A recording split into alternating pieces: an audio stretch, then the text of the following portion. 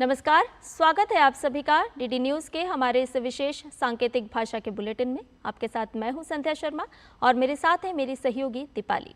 आइए बुलेटिन की शुरुआत करते हैं हेडलाइंस के साथ। प्रधानमंत्री नरेंद्र मोदी गयाना दौरे के अंतिम दिन, आज वहां की संसद को करेंगे संबोधित, भारतीय समुदाय से भी करेंगे मुलाकात।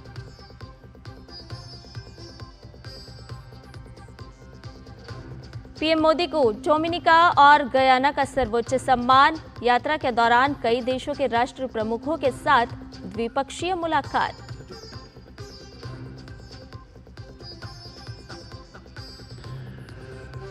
कैरिकॉम से मजबूत संबंधों के लिए पीएम मोदी के 7 प्रस्ताव, भारत कैरिकॉम शिखर सम्मेलन में विभिन्न क्षेत्रों में संबंधों को मजबूत करने पर मंथन।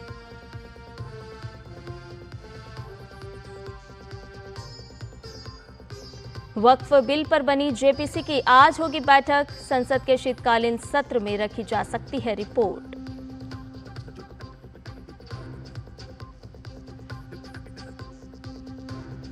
चाइना मास्टर्स बैडमिंटन प्रतियोगिता में भारत का शानदार प्रदर्शन जारी, पीवी सिंधु, मालविका बंसोड़, लक्ष्य सेन सहित सात्विक चिराग की जोड़ी प्री क्वार्टर फाइनल में पहुंची।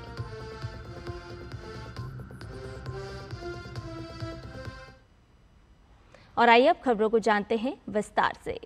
गयाना दौरे के अंतिम दिन प्रधानमंत्री नरेंद्र मोदी आज वहां की संसद को संबोधित करेंगे। इसके साथ ही पीएम मोदी गयाना में रह रहे भारतीय समुदाय से मुलाकात भी करेंगे। प्रधानमंत्री का गयाना और अन्य कैरिबियाई देशों के क्रिकेटर्स से भी मिलने का कार्यक्रम है। पीएम मोदी गयाना स्थित महात्मा गांधी स्मारक पर महात्मा गांधी की प्रतिमा और आर्य समाज स्मारक पर श्रद्धांजलि अर्पित करेंगे। साथ ही पीएम गयाना में स्थित Indian arrival monument, Saraswati Vidya Niketan school का दौरा भी करेंगे। गयाना में पीएम मोदी को डोमिनिका ने अपने सर्वोच्च राष्ट्रीय पुरस्कार डोमिनिका अवार्ड ऑफ ऑनर से सम्मानित किया। ये पुरस्कार कोविड महामारी के दौरान प्रधानमंत्री मोदी की कूटनीति और योगदान के साथ साथ भारत डोमिनिका संबंधों को और मजबूत करने की उनकी प्रतिबद्धता को लेकर दिया गया है। प्रधानमंत्री ने इस सम्मान को 140 करोड़ भारतीयों को समर्पित किया। उन्होंने कहा कि ये संतोष का विषय रहा है कि कोविड जैसी महामारी के समय डोमिनिका की मदद की गई। गयाना प्रधानमंत्री को द ऑर्डर ऑफ एक्सीलेंस प्रदान करेगा, जबकि बारबाडोस उन्हें honorary order of freedom of Barbados से सम्मानित करेगा।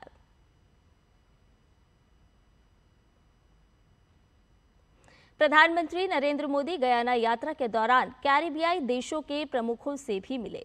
भारत कैरिकॉम शिखर सम्मेलन से इतर प्रधानमंत्री ने डोमिनिका के प्रधानमंत्री रूजवेल्ट स्कैरेट से मुलाकात की। पीएम मोदी ने उन्हें डोमिनिका का सर्वोच्च पुरस्कार दिए जाने के लिए धन्यवाद दिया। साथ ही जलवायु परिवर्तन, स्वास्थ्य देखभाल, क्षमता निर्माण और लोगों से लोगों के संबंधों को गहरा करने जैसे क्षेत्रों में सहयोग के अवसरों पर भी बातचीत की। इसके अलावा उन्होंने संयुक्त राष्ट्र में सहयोग बढ़ाने पर भी चर्चा की। भारत कैरिकॉम शिखर सम्मेलन से इतर पीएम मोदी ने सेंट लूसिया के प्रधानमंत्री फिलिप जे पियरे से मुलाकात की। प्रधानमंत्री नरेंद्र मोदी ने ग्रेनेडा के प्रधानमंत्री डिकॉन मिशेल से मुलाकात की। दोनों नेताओं ने आपसी हितों से जुड़े विभिन्न मुद्दों पर चर्चा की। पीएम मोदी ने दूसरे भारत कैरिकॉम शिखर सम्मेलन के सफल आयोजन के लिए प्रधानमंत्री मिशेल को बधाई दी। साथ ही शिक्षा, स्वास्थ्य सेवा, खाद्य सुरक्षा, क्रिकेट, क्षमता निर्माण और सतत विकास के क्षेत्रों में सहयोग बढ़ाने पर भी चर्चा हुई।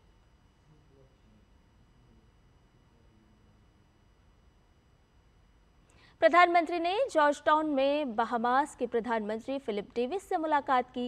इस दौरान दोनों नेताओं के बीच आर्थिक संबंधों को मजबूत करने, जलवायु परिवर्तन कार्रवाई और हरित भागीदारी पर चर्चा हुई। साथ ही एक पेड़ मां के नाम अभियान पर भी बातचीत हुई। प्रधानमंत्री नरेंद्र मोदी ने एंटीगुआ और बारबुडा के प्रधानमंत्री गैस्टन ब्राउन से भी द्विपक्षीय मुलाकात की। दोनों नेताओं ने क्षेत्रीय और वैश्विक मुद्दों पर बातचीत की। प्रधानमंत्री मोदी ने बारबाडोस की प्रधानमंत्री मिया मोटली से मुलाकात की। दोनों नेताओं के बीच आपसी हितों से जुड़े विभिन्न मुद्दों पर चर्चा हुई। बैठक के दौरान बारबाडोस की प्रधानमंत्री ने प्रधानमंत्री मोदी को honorary order of freedom of Barbados award से सम्मानित करने के अपने सरकार के फैसले की घोषणा की। ये पुरस्कार कोविड-19 महामारी के दौरान बारबाडोस की सहायता करने और भारत बारबाडोस संबंधों को लेकर पीएम मोदी की प्रतिबद्धता के लिए दिया जाएगा। ये पुरस्कार इसी साल 30 नवंबर को बारबाडोस में प्रदान किया जाएगा। प्रधानमंत्री नरेंद्र मोदी ने त्रिनिदाद और टोबैगो के प्रधानमंत्री डॉक्टर किथ क्रिस्टोफर रोली से द्विपक्षीय मुलाकात की। दोनों देशों के बीच खाद्य प्रसंस्करण पर समझौता ज्ञापन का भी आदान प्रदान किया गया। प्रधानमंत्री नरेंद्र मोदी ने भारत के प्रमुख यूपीआई प्लेटफॉर्म को अपनाने के लिए त्रिनिदाद और टोबैगो के प्रधानमंत्री को बधाई भी दी। दोनों नेताओं ने डिजिटल ट्रांसफॉर्मेशन, स्वास्थ्य रक्षा और समुद्री सुरक्षा, परिवहन और सांस्कृतिक आदान प्रदान के क्षेत्रों में संबंधों को मजबूत करने के उपायों पर चर्चा की। प्रधानमंत्री नरेंद्र मोदी ने सूरीनाम के राष्ट्रपति चंद्रिका प्रसाद संतोखी से मुलाकात की। इस दौरान दोनों देशों के बीच साझेदारी पर प्रगति की समीक्षा की गई और दोनों नेताओं ने आर्थिक सहयोग को मजबूत करने के महत्व पर जोर दिया।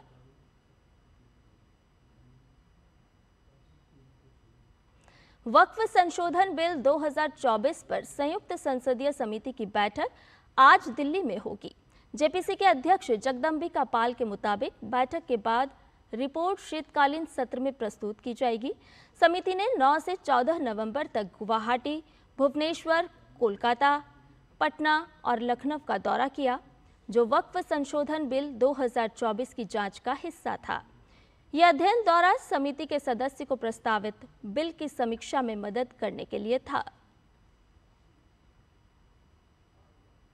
प्रधानमंत्री नरेंद्र मोदी ने कहा है कि भारत कैरिकॉम सदस्य देशों के साथ हमेशा खड़ा रहा है, चाहे वो कोविड हो या प्राकृतिक आपदाएं, क्षमता निर्माण या विकास के मुद्दे हों।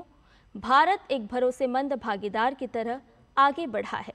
पीएम मोदी ने कहा कि ये शिखर सम्मेलन 5 साल बाद हो रहा है और इन 5 सालों में दुनिया ने कई बदलाव देखे हैं।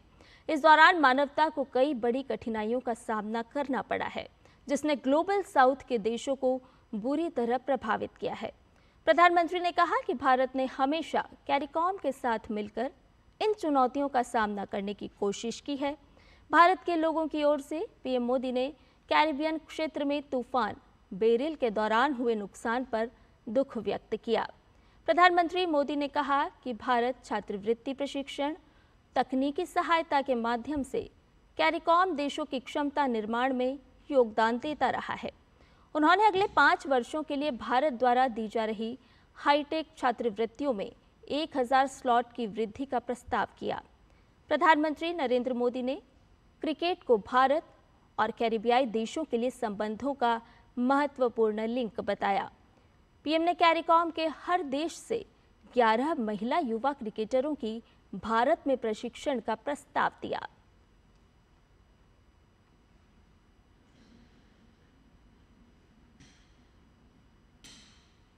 भारत कैरिकॉम शिखर सम्मेलन के दौरान पीएम मोदी ने कहा कि कृषि क्षेत्र में ड्रोन, डिजिटल खेती, कृषि मशीनीकरण, मृदा परीक्षण जैसी तकनीकों ने भारत में कृषि की तस्वीर बदल दी है।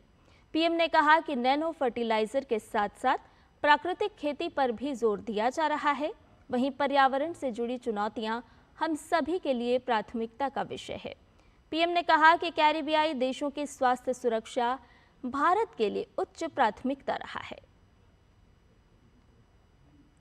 भारतीय महिला हॉकी टीम ने बिहार के राजगीर में खेली गई Asian champions trophy hockey tournament का खिताब अपने नाम कर लिया है। भारतीय टीम ने रोमांचक फाइनल मैच में चीन को 1-0 से हरा दिया। भारत की ओर से एकमात्र गोल तीसरे क्वार्टर में आया, जिसे दीपिका ने किया। दीपिका का यह टूर्नामेंट का 11वां गोल भी रहा। वैसे भारतीय टीम का जबरदस्त खेल पूरे टूर्नामेंट के दरमियान देखने को मिला, जहां टीम ने एक भी मैच नहीं गंवाया। भारतीय महिला टीम ने तीसरी बार इस खिताब को अपना बनाया है। और इसके साथ ही इस विशेष सांकेतिक भाषा के बुलेटिन में फिलहाल इतना ही। मुझे और मेरी सहयोगी दीपाली को दीजिए इजाजत। नमस्कार।